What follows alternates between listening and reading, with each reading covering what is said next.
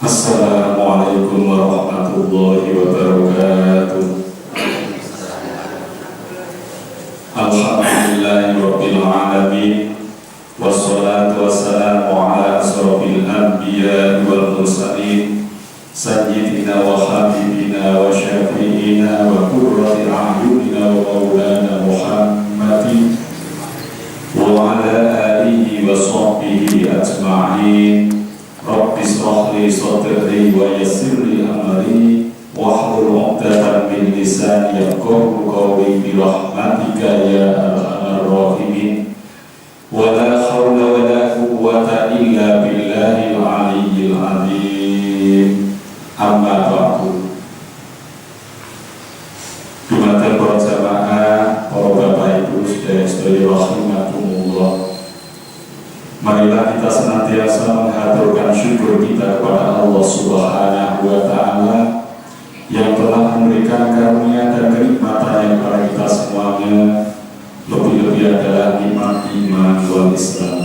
Salawat salam semoga tetap terlimpah kepada baginda Nabi besar Muhammad sallallahu alaihi wasallam, keluarganya, para sahabatnya, semoga sampai kepada kita semuanya.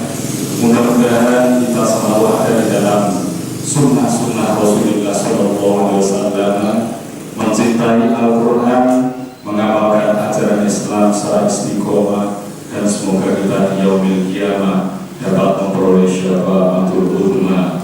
Amin ya rabbal alamin. Para jamaah, monggo kita bacakan kajian surat Yunus. Ini menjelang akhir dari surat Yunus ya, yang telah disampaikan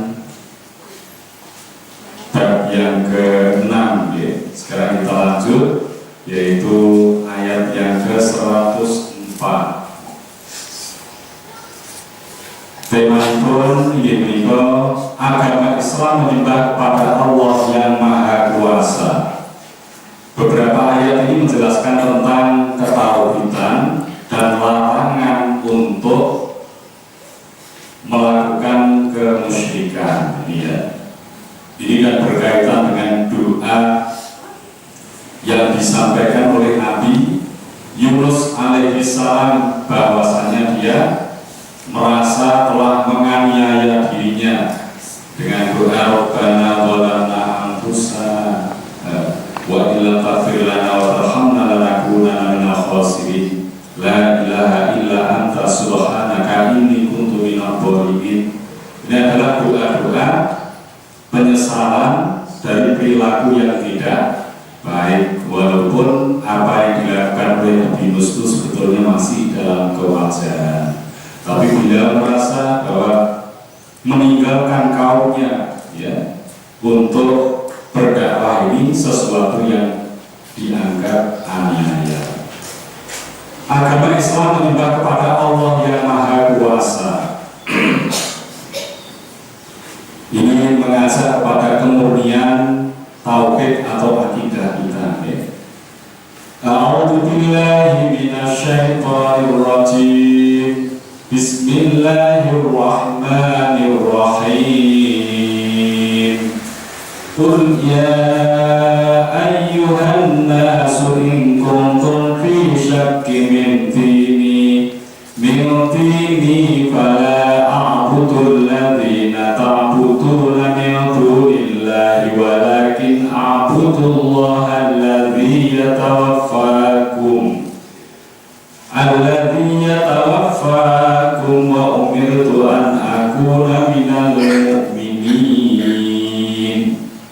Kul, katakanlah, ya ayyuha, wahai sekalian annasu manusia, in jika kuntum kalian adalah fi syakkin, dalam keraguan, min dini, dari agamaku, fala, maka tidak a'budu, aku menyembah alladzina, apa-apa atau berhala yang ta'buduna, kalian menyembah, min dunillahi, dari selain Allah, walakin, dan tetapi, a'budu, aku menyembah Allah alladzi yatawaffakum, dia mewafatkan kalian. Wa umirtu, dan aku diperintahkan, an akuna, supaya aku adalah minal mu'minina, termasuk orang-orang yang beriman.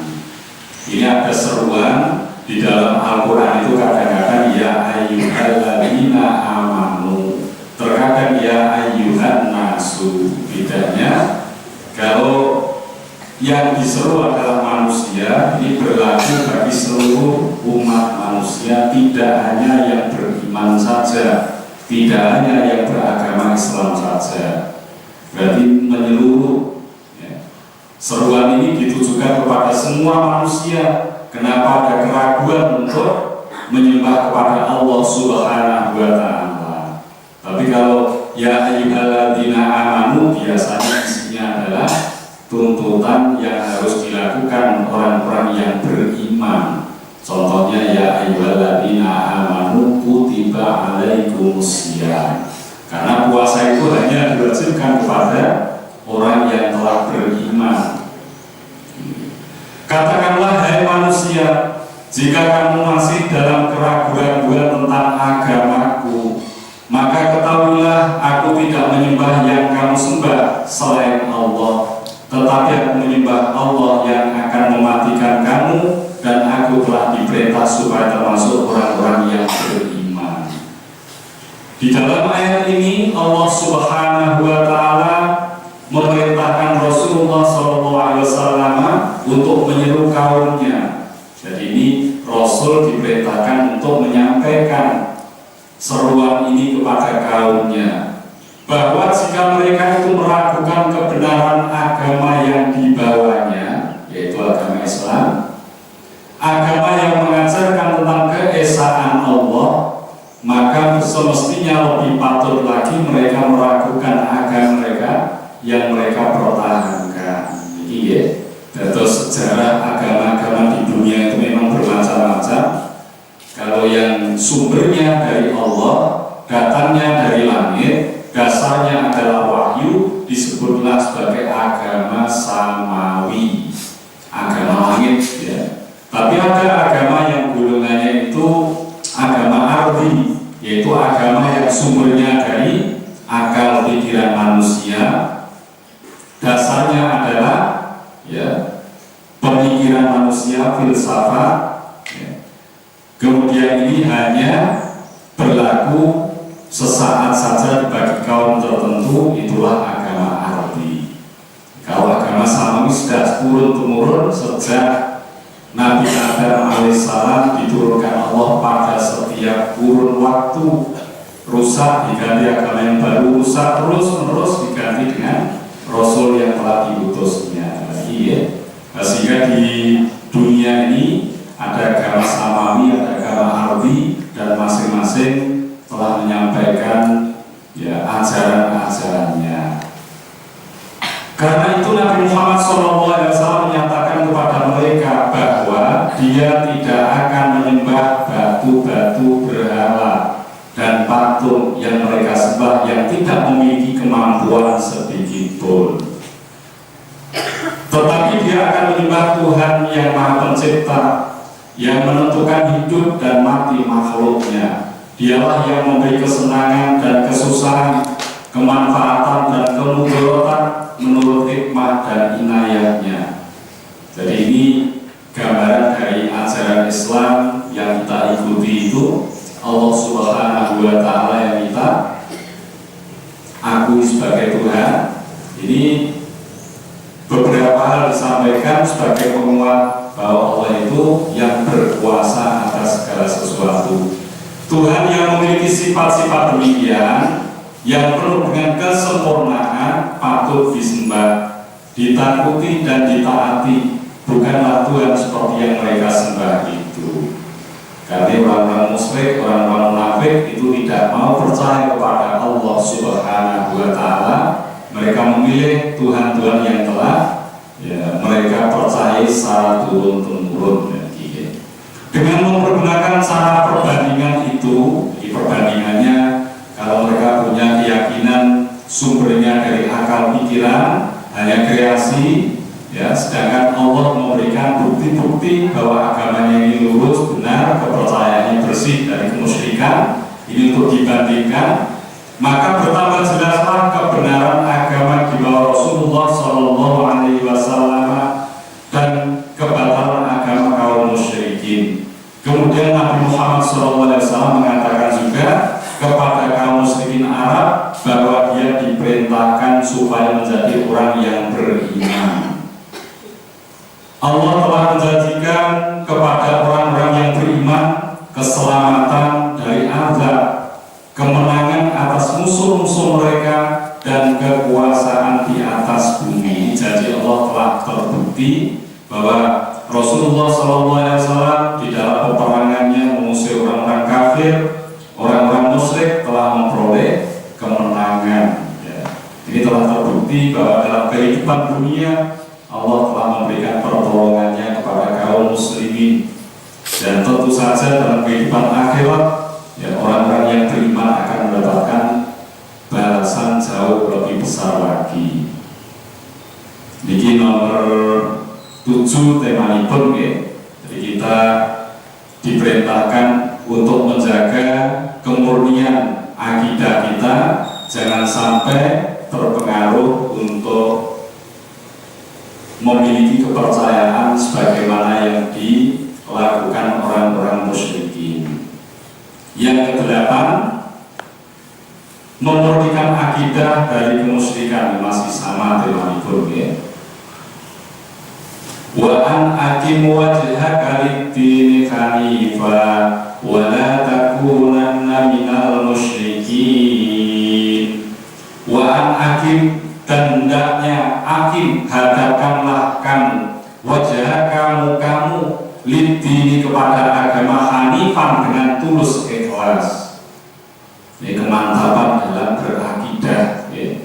Wala takunanna, dan janganlah kamu sekalian adalah minal musyrikin, termasuk orang-orang musyrik. Dan aku telah diperintah, hadapkanlah mukamu kepada agama dengan tulus dan ikhlas, dan janganlah kamu termasuk orang-orang musyrik. Di dalam ayat ini diterangkan selanjutnya bahwa Nabi Muhammad SAW diperintahkan pula agar dia menghadapkan wajahnya dan seluruh dirinya kepada agama serta pengabdian terhadap Tuhan dengan tegak lurus, tanpa mengindahkan hal-hal lainnya seperti kemusyrikan, kebatilan, dan lain sebagainya. Ini agama yang kita ikuti harus dengan mantap ya, dengan keyakinan yang penuh ya, untuk kita taati di dalam kehidupan. Pada pertemuan yang lalu kan ada dua macam keimanan. Ada keimanan yang taklifi dan keimanan yang tidak taklifi. Keimanan taklifi itu orang yang percaya kepada Allah lalu dibuktikan dengan ketaatannya, itu taklifi. Seperti umumnya orang-orang Islam. Sedangkan iman yang tidak taklifi yaitu seseorang yang mengakui adanya Allah dan dia tidak membuktikan ketaatan kepadanya. Contohnya seperti imannya Fir'aun. Ketika Fir'aun tenggelam di lautan menjelang ajalnya, dia pun percaya adanya Allah Subhanahu wa Ta'ala, tapi ini tidak tergolong iman yang benar karena tidak membuahkan ketaatan ya, tidak dibuktikan dengan amal-amal kebaikan. Nah, ini ya. Makanya di dalam beragama kita harus menghadap kepada Allah dengan sepenuh hati. Seluruh aktivitas kita jangan sampai keluar daripada ketaatan pada Allah Subhanahu wa Ta'ala. Sebab jika dia memberikan perhatian kepada selain Allah, maka hal itu mengurangi kebulatan jiwanya dalam menghadap Tuhan dan pengabdian terhadap agamanya.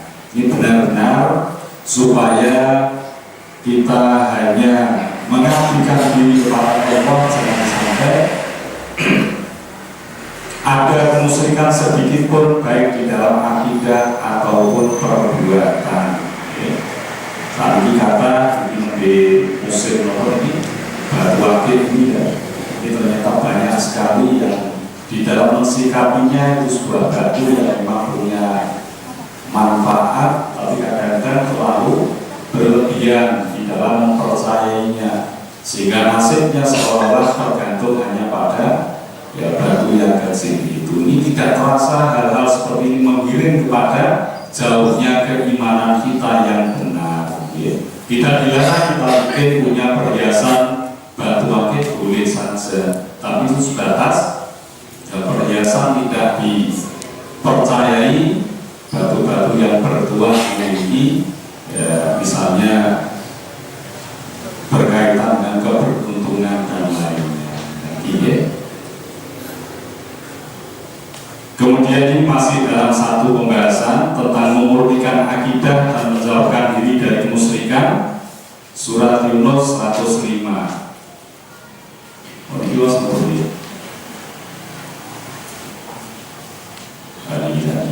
Kepada Allah saja hendaknya tujuan segala pengabdian lahir dan batin. Jadi sering kita baca di dalam sholat itu sebagai perjanjian kita kepada Allah. Inna sholati wa nusuki wa mahyaya wa mamati lillahi rabbil alamin. Kalimat itu kalau benar-benar kita hayati, ini merupakan wujud kepasaran kita kepada Allah secara lahir batin. Hidup mati kita, sholat, ibadah kita hanya untuk Allah. Niki nek dipun estoaken menika napa doa ini, doa kita ini akan membuahkan seluruh aktivitas kita hanya sebagai ungkapan ketaatan kepada Allah. Ya, kadang-kadang janjinya diucapkan seperti itu, tapi kenyataannya masih jauh dari ketaatan sepenuhnya kepada Allah. Ya. Nah, ini harus kita berusaha di dalam sholat itu kalimat yang kita baca untuk dapat mewarnai perilaku kita. Ya. Betul-betul sholat kita, betul-betul ibadah kita, hidup dan mati kita hanya untuk Allah. Ya, hanya untuk Allah. Janganlah dia termasuk orang yang mempersekutukan Allah dalam ibadah. Ya, misalnya dengan memuja-muji para dewa, jin atau roh-roh yang dan patung-patung seperti hanya penyembah-penyembah berhala. Nah, ini harus kita memurnikan kepercayaan hanya kepada Allah saja. Ya, kadang-kadang ada pernyataan semacam ini ya, percaya pada kekuatan-kekuatan tertentu yang memberikan kemanfaatan. Jadi biasa di lingkungan kita ada seperti ini, misalnya Nyi Blorong ya, dengan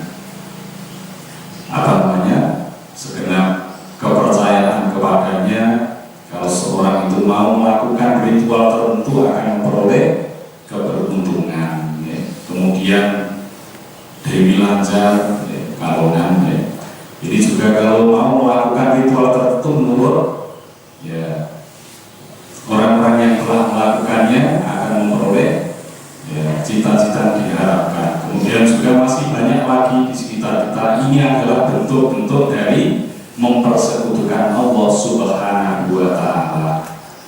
Apalagi langsung menyembah pada patung-patung. Kalau patung sebagai Tuhan mungkin sekarang tidak. Ya, berupa jimat-jimat tertentu, ya, pusaka-pusaka tertentu yang dulu sering ditampilkan itu ya, benda-benda bertuah tertentu ini yang kadang tidak terasa itu semuanya merupakan langkah-langkah untuk menjauh daripada akidah yang benar. Ya. Nah ini menika monggo saged sedaya menika nggih dipun tebi hal-hal yang dapat menjerumuskan kita ke dalam kemusyrikan. Karena kalau sampai iman kita itu ya ada kemusyrikannya walaupun sedikit, maka akan jadi rusaklah keyakinan kita pada Allah. Larangan Allah terhadap Rasul ini dimaksudkan untuk mendorong dan merangsang Rasulullah SAW untuk tetap menjauhi sifat-sifat syirik. Ini karena bahayanya, walaupun Rasul sudah mantap imannya dan tidak akan mungkin melakukan kemusyrikan, tapi ini disampaikannya kepada Rasul karena pentingnya untuk menjaga akidah yang benar. Ini. Kemudian ayat yang terakhir, wala tad'u min dunillahi ma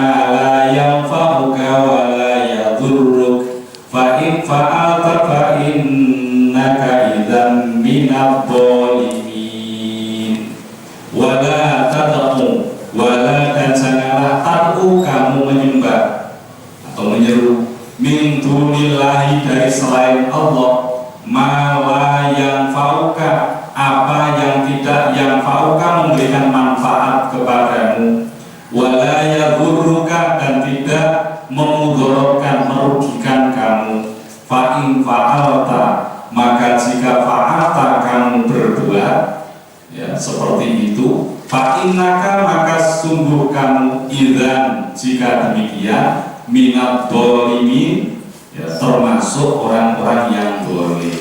Ini jelas sekali ya.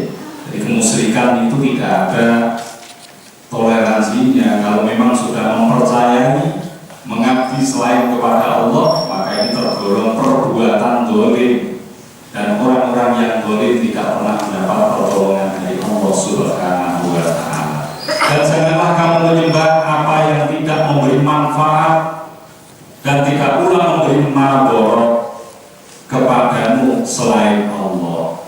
Sebab jika kamu berbuat yang demikian, yaitu ada dalam kemusyrikan itu, maka sesungguhnya kamu kalau begitu termasuk orang-orang yang zalim.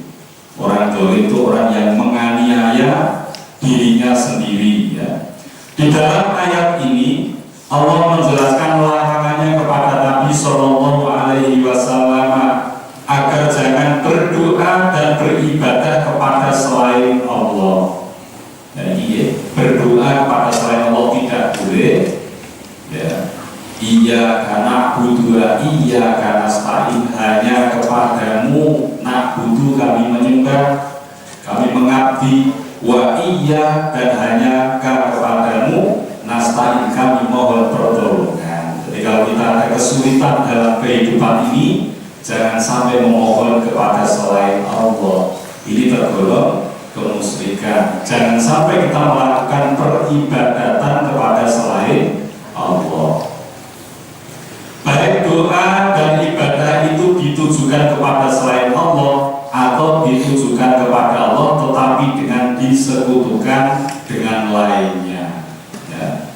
Maksudnya ini ya mungkin minta kepada Allah tapi tempatnya di tempat sesembahan-sesembahan orang yang tidak baik ya. Contohnya mungkin di tempat-tempat tertentu yang di situ ada penyembahan kepada selain Allah, lalu kita minta kepada Allah dengan perantaraan ya tempat-tempat tersebut, dengan perantaraan mungkin ya semacam jin atau syaitan atau makhluk-makhluk lain. Walaupun mintanya kepada Allah, tapi sarana yang dilakukannya atau istilahnya wasilahnya ini tidak benar, ini pun tergolong yang dilarang ya. Sebab selain Allah tidak ada yang dapat memberi manfaat atau mudarat atau memberi kesenangan dan kesusahan baik di dunia maupun akhirat.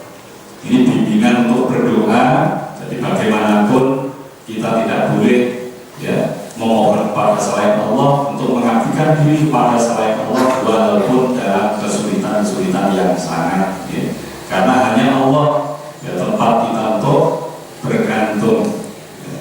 Allahus Shomad, Allah tempat kita bergantung dari segala macam persoalan yang sedang dihadapi. Kalau kita dengan sungguh-sungguh di dalam memohon berdoa, Allah itu Maha Pengasih lagi Maha Penyayang, pasti akan dikabulkannya. Tapi ya perlu sabar ya. Tidak bisa langsung doa hari ini kemudian hari ini pula harus penuhi dikabulkan ya. Yaitu ada rahasianya tersendiri. Kadang-kadang sekarang kita memohon, lain kali Allah baru memberikan terkabulnya doa kita. Itu wonten maksudipun ya.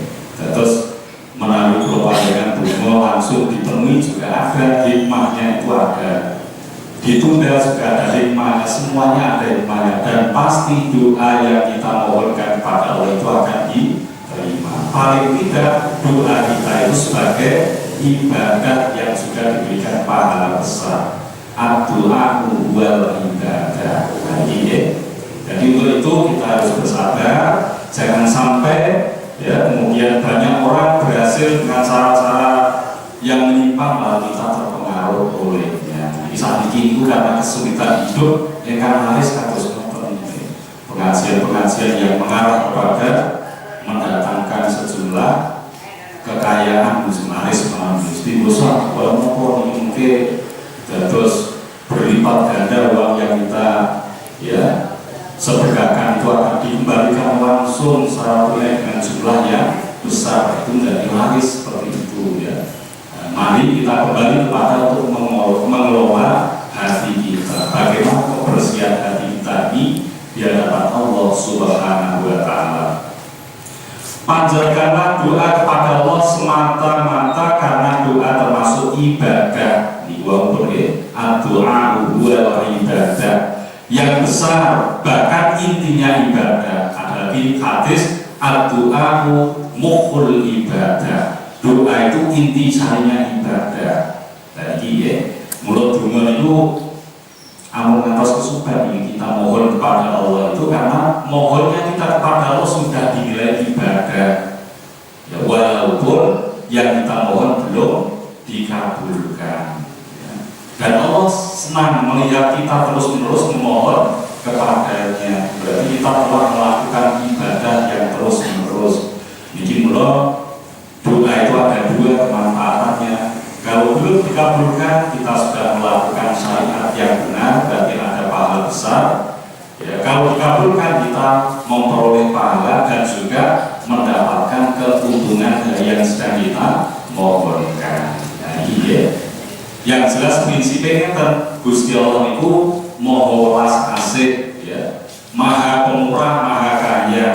Dan kita diperintahkan doa yang memerintahkan juga Allah Subhanahu wa Ta'ala, ud'uni astajib lakum, yang perintahkan Allah. Makanya kalau kita sudah memenuhi perintah itu, kita harus yakin bahwa Allah Subhanahu wa Ta'ala akan mengabulkan. Ya, cepat atau lambat Allah pasti akan mengabulkannya. Kadang-kadang kita mendoa dan kita sendiri kurang yakin, ya.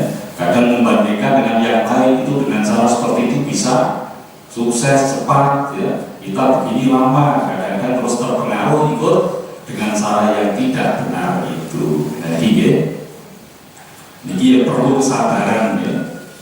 Kita mohon pertolongan kepada Allah itu harus perlu kesabaran.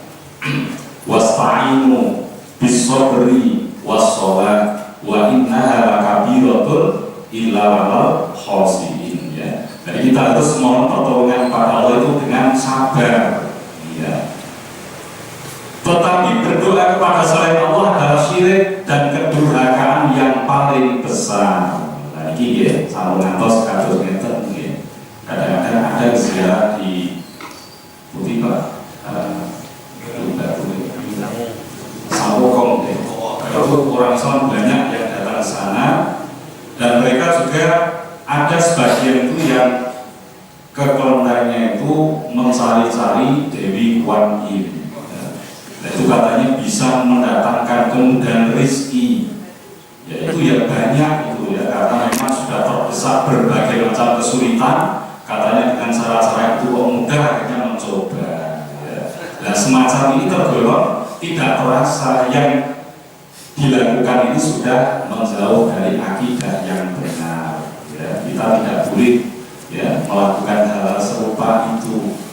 Saat ini kata dia belum nanti hampir dekat dengan perbuatan seperti itu. Ya. Ada orang memberitahu kalau kita punya UB, uang Brazil, ya, dengan seri tertentu, maka uang itu bisa dipakai sarana untuk mengundang sejumlah kekayaan. Ya.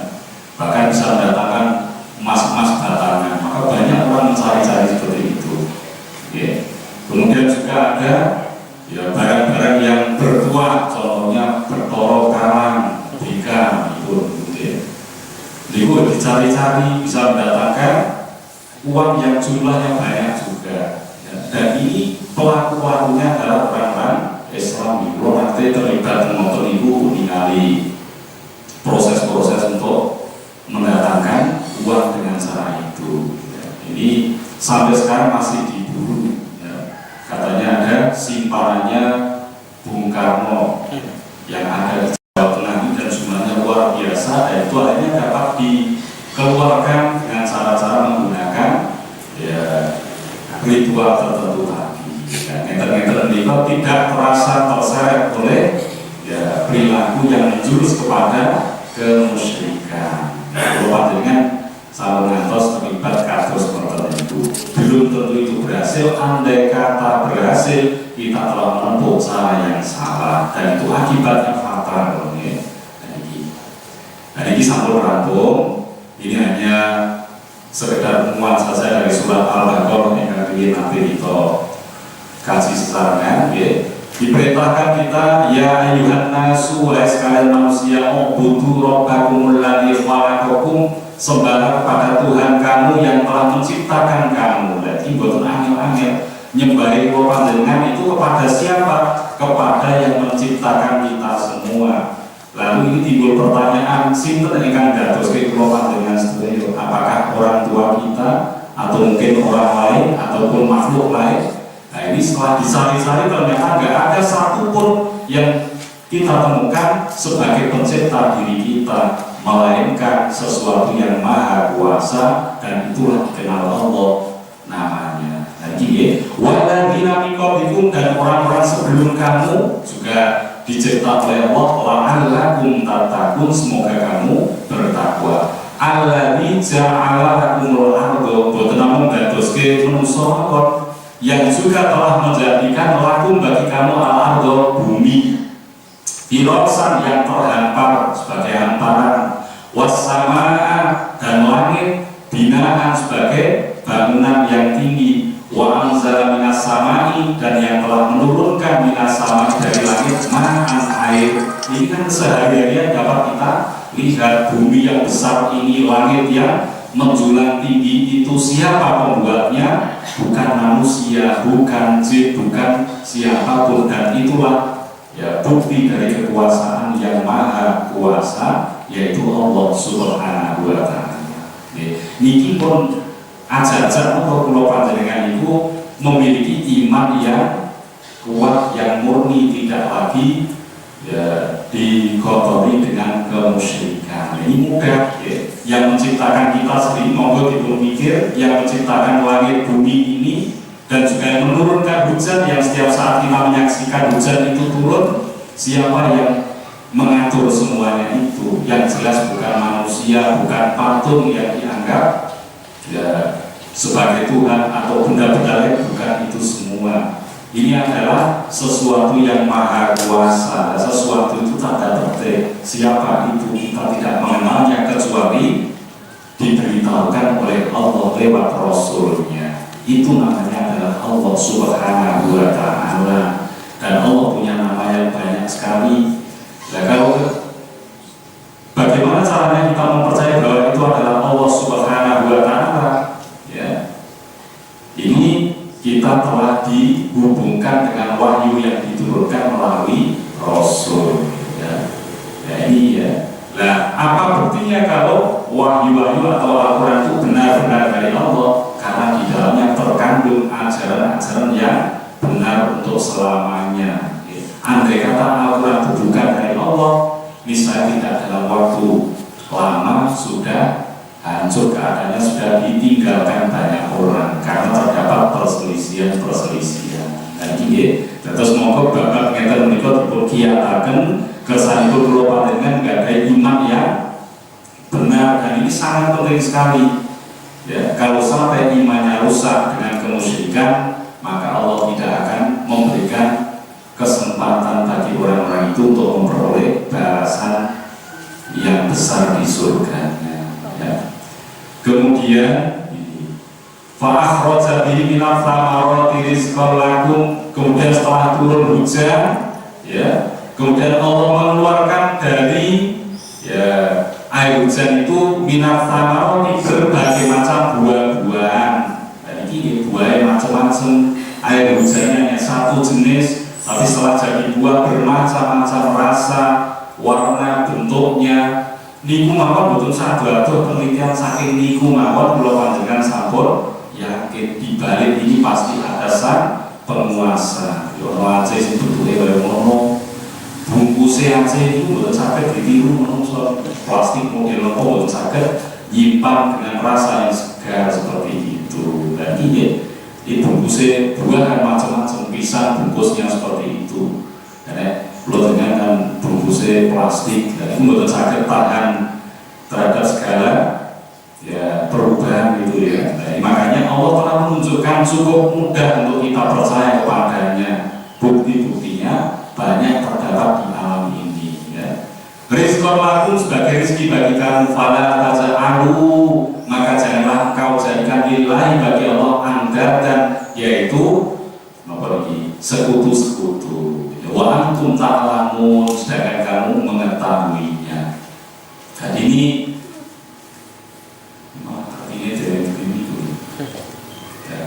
wa antum ta'lamun, dan sedangkan engkau semuanya mengetahuinya. Jadi ayat ini membuat peluang semalih Al-Baqarah 2122 ini ya, ini mengajak kita untuk mudah yang menjaga akidah kita secara benar, jangan sampai dirusak oleh kemusyrikan. Kadang-kadang itu karena kesulitan hidup ya, cara-cara yang lain lebih mudah dilihatnya untuk dilakukan, tidak terasa seorang itu telah menempuh jalan yang tidak benar. Mungkin kadang-kadang penyakit, mungkin kadang-kadang masalah ekonomi, ya masalah persoalan kehidupan yang lain bisa menyebabkan seseorang jauh dari kebenaran. Tadi monggo pun jadi ya, sampun ngantos kula panjenengan tergolong yang seperti itu. Kemudian yang terakhir menika nggih doa Nabi Yunus alaihissalam, la ilaha illa anta subhanaka inni kuntu minadh dhalimin. Ya, ini ada dua pernyataan la ilaha illa anta, kemurnian tentang akidah. Tidak ada ilah Tuhan illa anta kecuali engkau. Dan ini berarti kemurnian akidah. Subhanaka, maha suci engkau, ini sungguhnya aku, kuntu adalah aku ini minadh dhalimin, tergolong orang-orang yang dolim. Ini Nabi Yunus mengakui kedolimannya karena dia berdakwah tidak disikapi baik oleh umatnya, lalu Nabi Yunus meninggalkan mereka untuk mencari tempat lain ya. Terus numpak kapal itu ternyata ada masalah. Nah, ini termasuk Nabi Yunus merasa dolim meninggalkan umatnya untuk ya tidak berdakwah di tempat tersebut ya. Nah, akhirnya ada musibah. Nabi Yunus sampai kesimpulannya dilempar ke lautan dan dimakan ikan besar. Doa inilah yang dibaca beliau untuk keluar dari kesulitan di dalam perut itu. Makanya ini dibaca pula dalam istighosah ya, sebagai pengantar pikirnya untuk memohon kepada Allah. Ya, mungkin persoalan kita seperti persoalan Nabi Yunus. Kalau Nabi Yunus dimakan ikan, ya, kalau ini belum atur, belum dengan ya dimakan oleh persoalan-persoalan hidup. Ada yang dimakan oleh hutang, dimakan oleh nopo mawon persoalan yang kalau dengan ini ibaratnya kayak Nabi Yunus itu iwak ya. Kalau dengan persoalan sudah seringkali menghadang di hadapan kita, maka jangan sampai kita mencari solusi dengan cara yang tidak benar. Seperti ini Rasulullah dan Nabi Yunus memohon ya, doanya seperti ini. La ilaha illa anta subhanaka inni kuntu minadh dhalimin. Nah, kalau dengan kok menghadapi kesulitan-kesulitan, perbanyaklah doa ini ya. Dan kita harus yakin bahwasanya kita akan memperoleh pertolongan dari Allah. Mungkin kesulitan yang kita hadapi disebabkan oleh kezaliman diri kita ini, dan kita mengakuinya dan memohon kepada Allah supaya kita memperoleh jalan keluar yang benar. Di atas itu di sampul rampung kasih ini ya. Intisari pun dengan sampul dipun atur kewika, iman yang baik adalah yang bermanfaat. Lagi ya, dia wonten ornikari iman itu ada iman taklifi dan ghairu taklifi. Iman taklifi, iman yang percaya pada Allah langsung dibuktikan dengan ketaatan. Jangan sampai seperti imannya Fir'aun. Fir'aun setelah tidak punya kekuatan apa-apa di lautan yang luas, dia baru mengakui kalau begini saya juga percaya kepada Tuhan yang disembah oleh Bani Israel ya. Tapi keyakinan seperti itu tidak dianggap ya, keimanan yang benar. Ini nomor setunggal ya. Nomor kali kehidupan di dunia adalah ujian bagi manusia. Saya kira harus menyadari ini ya. Jadi kita sedang diuji Allah dengan berbagai persoalan yang dibagi wonten kali. Ujian berupa kenikmatan dan ujian berupa itu kesusahan. Tadi ya. Nah, Rasulullah mengatakan umatku kalau diuji dengan kesusahan-kesusahan, Rasul pun itu merasa lega karena apa? Itu mudah dikenal bahwa itu ujian. Tapi Rasul menyampaikan saya sangat khawatir kalau umatku diuji Allah dengan kenikmatan karena dia tidak merasa bahwa kenikmatan itu sebagai ujian. Tapi kalau sakit, penyakit kan mudah diuji sing sabar. Tapi kalau seorang diberikan oleh Allah mudahnya harta, keberhasilan dalam segala hal, kan merasa itu sebagai ujian. Dan ini bila lagi monggo kalau panjenengan pikat ujian sing model nopo mawon sing menyenangkan, mari kita ikuti dengan syukur kepada Allah, semakin dekat kepada Allah.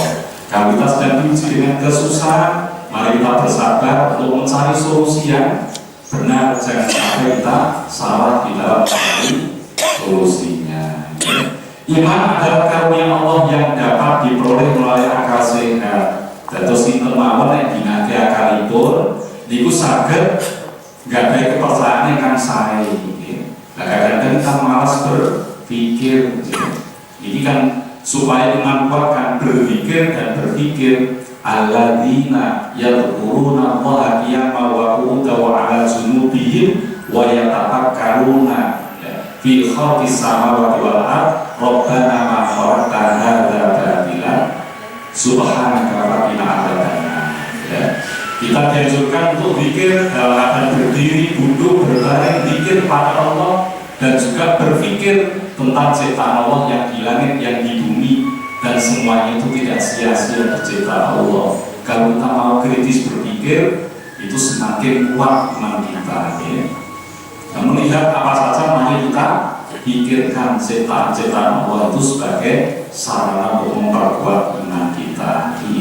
Tapi boten turun mikir, misalnya pagi, siang, sore, malam selalu berganti, tapi kita tidak merasa ini sebagai satu peristiwa yang menakjubkan, ya itu hanya berlalu itu saja. Makanya kemarin disampaikan ayat ini bagi orang-orang yang tidak beriman, ayat-ayat Allah itu tidak ada gunanya, Nasihat-nasihat Rasulullah boten-boten manfaatnya yang ikan boten iman. Lagi supados iman kula panjenengan langkung iya, marilah kita banyak berpikir dan berpikir, ya itu akan memperkuat iman kita. Yang keempat, memperhatikan tanda kebesaran Allah di langit dan di bumi. Lagi cara untuk memperkuat iman. Malam hari kita melihat bentangan langit yang luas, kita menjelajahi keadaan langitnya, apalagi sekarang sudah ada internet ternyata ruang angkasa itu luar biasa luasnya, tidak dapat dijangkau dengan teknologi manusia.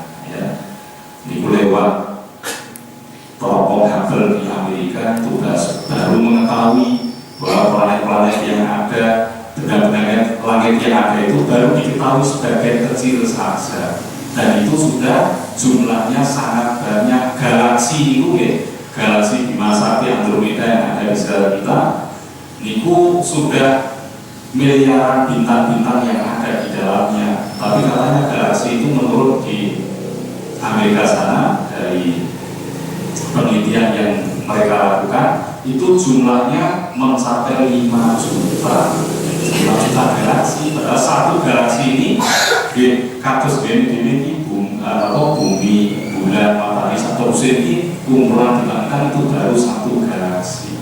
Jadi bilang betapa luasnya alam semesta ini. Itu kalau kita mau berpikir seperti itu akan menjadikan kemantapan iman kita. Orang kafir akan mendapatkan azab. Tanda kekuasaan Allah sudah diberikan di mana-mana. Kok tasih kafir ini boten salah Gusti Allah ini, maka orang kafir akan diberi azab karena akal sudah diberikan, tanda kebesaran sudah ada di mana-mana. Kok tasih kafir, ajaran Islam sudah jelas kebenarannya, kok tasih boten turun percaya ini Gusti Allah bagi marinya azab ingkang berat. Allah akan menyelamatkan orang yang beriman. Kalau kita beriman akan diselamatkan dunia akhiratnya. Kalau kufur kafir akan diadab Allah kesengsaraan juga di dunia dan akhiratnya. Agama Islam menyembah pada Allah yang Maha Kuasa. Jadi bukan menyembah kepada berhala, mungkin roh-roh atau para dewa dan yang lainnya. Jadi hanya pada Allah. Dan Allah itu tidak boleh digambar, dibentuk dalam rupa apapun. Laisa kamitslihi syai'un, tidak ada sesuatu yang dapat menyerupai sehingga tidak boleh digambar. Nah, orang Bali sana karena dia punya kreasi, Tuhan itu digambarkan dalam bentuk-bentuk patung seperti ini kira-kira. Nah, ini betul sakit Tuhan dibentuk seperti itu. Karena Tuhan itu tidak ada batas. Kalau dibatasi dalam bentuk mungkin berupa patung GWK atau apa seperti itu, berarti Tuhan kan terbatas. Kalau terbatas itu adalah sifatnya benda. Kalau benda tidak boleh untuk disembah. Jadi Allah itu memang perlu tersendiri untuk menyampaikan ini. Allah Subhanahu wa Ta'ala walaupun tidak dalam bentuk apapun yang dapat kita saksikan, tapi keyakinan kita ini bisa merasakan keberadaan Allah Subhanahu wa Ta'ala. Sehingga apa yang terkenal bahwa ini roh, roh yang ada di tubuh kita ini yang ada. Roh itu terbatas di tubuh kita ini, tapi nggak bisa digambarkan bentuknya, wujudnya seperti apa. Tapi adanya roh dapat diyakini dengan bukti-bukti. Orang yang punya roh masih bisa melakukan aktivitas, bisa jalan ke sana kemari, bisa ada tanda-tanda kehidupan. Kalau roh sudah keluar dari tubuh, maka bisa diketahui, bukti-buktinya di tubuh tidak lagi ada aktivitas. Jadi Allah juga demikian. Allah itu ada, bentuknya tidak penting. Yang jelas di alam semesta ini semuanya sebagai bukti adanya Allah Subhanahu wa Ta'ala. Terus babak motor itu monggo diperkaya kita dengan berpikir, kan sering disindir dalam Al-Quran, afala yakinun, apakah kamu tidak berakal, afala yatadzakkarun, apakah kamu tidak mau mengingat, afala yatadzakkarun, apakah kamu tidak mau menggunakan mengambil pelajaran, tadabbur dari tanda kebesaran Allah. Itu Gusti Allah pun bolak-balik ngemoke berarti apa kalau ini pulau dengan wong tua yang anak sampai berkali-kali wakal di pikiran tidak kebanyakan ini. Kalau kata sebelum panjenengan kembali lagi masalah akidah ini penting sekali. Jangan sampai dirusak kita dengan kemusyrikan, dan kita berupaya untuk memperkuat akidah kita dengan berpikir kepada Allah sebanyak mungkin dan berpikir atas ciptaan-ciptaan Allah dimanapun kita berada. Telur satu saja ini sudah mengantarkan iman yang kuat bagi kita kalau mau berpikir. Semut hanya satu bisa kita berpikir tentang semut bisa menguatkan iman kita. Semut dengan menungso itu jumlahnya kata semut. Yang punya bumi itu sebetulnya bukan manusia yang terbanyak. Semut wakil di video notor sergap-sergap semua buatan nanti lereng malas-malasan kelegahan dunia nanti pulau kemudian juga mesti tapi lu makan sedih untuk roti saat mereka bilang-bilang dino jadi rasa khawatir semua itu. Tapi usaha terus tidak pernah berhenti. Malam pun semua tidak ada yang tidur-tiduran, dan itu dirangkum dalam Al-Quranul Karim surat An-Naml, surat semut. Kita disuruh bercermin kepada kehidupan yang sebenarnya yang kecil, ternyata semut punya kehidupan mirip seperti manusia, ada organisasinya. Kalau nanti di step untuk ini, niku ono semut sing boleh itu minuman, itu di air itu dia bisa memiliki apa itu, terus daya tangkap terhadap air. Terus melebihi air itu, air kalau diperbesar itu di bawah mulutnya itu ada semacam tetesan air yang akan dibawa pulang. Ternyata setelah sampai di tempatnya dia berbagi.